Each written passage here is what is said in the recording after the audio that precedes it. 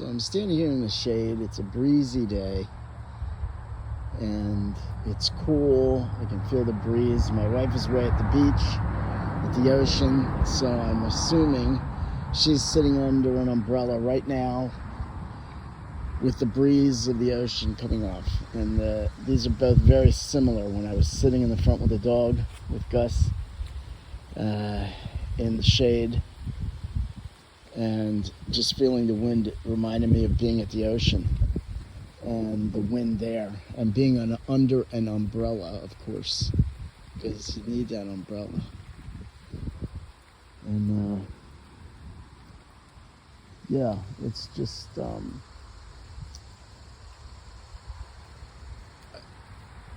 don't know what to tell you. The wind is, obviously you can't feel it, but the wind is just such a pleasure of nature, a pleasure that we have, something that gives us a little respite from the heat.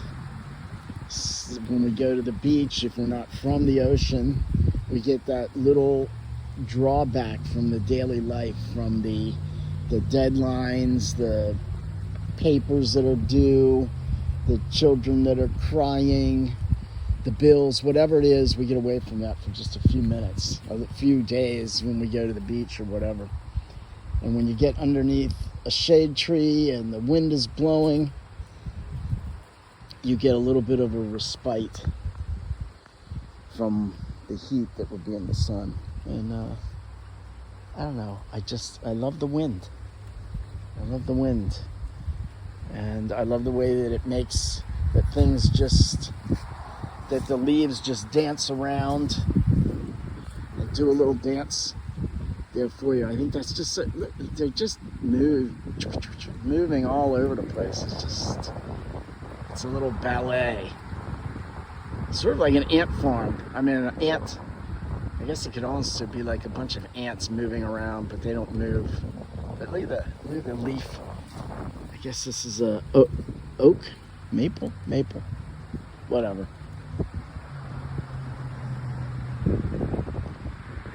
So go out, sit in the shade. This is the time in the summer when we get sometimes to get a little bit of time to kick back,